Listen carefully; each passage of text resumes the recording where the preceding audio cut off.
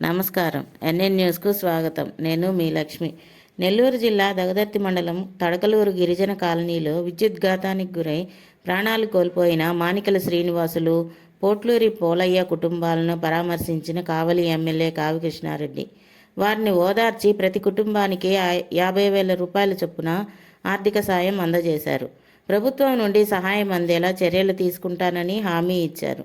TDP party తరపున బాధిత కుటుంబాలకు అన్ని విధాలా అండగా ఉంటామని తెలిపారు.